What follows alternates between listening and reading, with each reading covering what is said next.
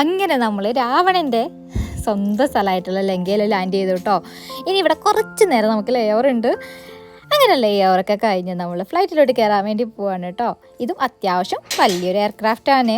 അങ്ങനെ സീറ്റൊക്കെ പിടിച്ചു. ഇപ്രാവശ്യം ഞാനാണ് വിൻഡോ സീറ്റ് കയറിയിരുന്നത്. കാരണം ഈ പെണ്ണ് ഫ്ലൈറ്റ് കയറി ആ സ്പോട്ടിൽ കിടന്നുറങ്ങും കേട്ടോ. അതുകൊണ്ട് തന്നെ അവളെ പിടിച്ച് ഞാൻ സൈഡാക്കി വെച്ചു. അതിൻ്റെ ദേഷ്യമാണ് ഉണ്ണിയുടെ മുഖത്ത് കാണുന്നത് കേട്ടോ. എങ്ങനെ അല്പനിമിഷത്തിന് ശേഷം ടേക്ക് ഓഫ്. നമ്മൾ ലങ്കയോടും വിട പറഞ്ഞ് കുറേ നാളുകൾക്ക് ശേഷം ഞങ്ങളുടെ കാത്തിരിപ്പ് നാട്ടിലോട്ടുള്ള യാത്ര ഇവിടെ തുടങ്ങുകയാണ് കേട്ടോ. അങ്ങനെ കുറച്ച് നിമിഷങ്ങൾക്കാവും, കുറച്ച് മണിക്കൂറുകൾക്കാവും നമ്മൾ നാട്ടിലേക്ക് എത്തും കേട്ടോ. നാട് എന്നൊരു ഇമോഷൻ തന്നെയാണ്. അതെവിടെ പോയി കഴിഞ്ഞാൽ അതിനൊരു മാറ്റവും ഇല്ലാല്ലേ. ആദ്യമായിട്ടാണ് ഇത്രയും നാളെ ഞാൻ നാട് വിട്ട് നിൽക്കുന്നത് കേട്ടോ. അതിൻ്റെ ഒരു വിഷമം നന്നായിട്ട് മനസ്സിലുണ്ടായിരുന്നു. പിന്നെ നാട്ടിൽ പോകുന്ന യാത്രയെക്കുറിച്ച് ആലോചിക്കുമ്പോഴാണ് എപ്പോഴും പോകണ്ടെന്നുള്ള തീരുമാനത്തിലേക്ക് എത്തുക. കാരണം ലോഞ്ചിൽ കയറി ഡൊമസ്റ്റിക് പിടിച്ച് ഇൻ്റർനാഷണലൊക്കെ പിടിച്ച് അവിടെ എത്തുമ്പോഴത്തേനും നമ്മൾ ഭയങ്കരമായിട്ട് ടയേർഡായി പോകും. 2-3 ദിവസത്തെ ഒരു ട്രാവലൊക്കെ ആകുമ്പോൾ.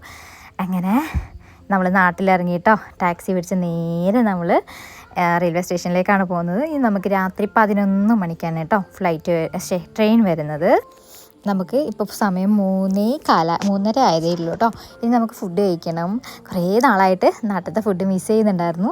അപ്പോൾ ആദ്യം നമ്മൾ റെയിൽവേ സ്റ്റേഷനിൽ പോയി ലഗേജൊക്കെ ഡ്രോപ്പ് ചെയ്ത് അവിടെ ക്ലോക്ക് റൂമിൽ വെച്ചു കേട്ടോ. നേരെ ഓട്ടോറിക്ഷ പിടിച്ച് നമ്മുടെ സ്വന്തം വാഹനം, നാട്ടിൽ വന്നു കഴിഞ്ഞാൽ നമ്മുടെ ഹരമാണ് ഓട്ടോറിക്ഷ എന്ന് പറയുന്നത്. നമ്മുടെ സ്വന്തം വാഹനത്തിൽ നമ്മൾ ഒരു റെസ്റ്റോറൻറ്റ് തപ്പി പോവാണ് കേട്ടോ. ഇനി കുറച്ച് നേരം ഇവിടെ കറങ്ങിയിട്ട് ഞങ്ങൾ നേരെ റെയിൽവേ സ്റ്റേഷനിലേക്ക് വന്നു.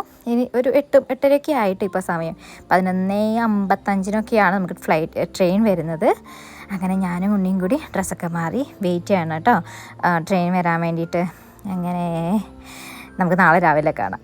രാവിലെ എത്തുമ്പോഴത്തുള്ള കാഴ്ചയാണ് കേട്ടോ. അമ്മ ഭയങ്കര സർപ്രൈസായിട്ടോ. കുറേ നാൾക്ക് ശേഷം ഉണ്ണിയെ കാണാണ്. അത് സർപ്രൈസായിട്ട് ഞങ്ങൾ ഇന്ന് വരുന്ന അമ്മ വിചാരിച്ചിട്ടേ ഉണ്ടായിരുന്നില്ല. നെക്സ്റ്റ് വീക്ക് വരുന്നതാണ് പറഞ്ഞത്. അമ്മ ശരിക്കും സർപ്രൈസായിട്ട് നമ്മളെ കണ്ടപ്പോൾ അമ്മയും ഉണ്ണിയും ഭയങ്കരമായിട്ട് ഇമോഷണലായി. ഞാനും വല്ലാതെ ഇമോഷണലായിട്ടോ. എൻ്റെ ഒരു വീക്ക്നെസ് എന്താണെന്ന് ചോദിച്ചു കഴിഞ്ഞാൽ അത് ഇതാണ് കേട്ടോ. എൻ്റെ അമ്മ, എൻ്റെ മോള്, എൻ്റെ കുടുംബമാണ് എൻ്റെ വീക്ക്നെസ് എന്ന് പറയുന്നത്. അവിടുന്ന് അമ്മേനെയും കണ്ട് ഞാൻ നേരെ എൻ്റെ സ്വന്തം വീട്ടിലോട്ട് കേട്ടോ.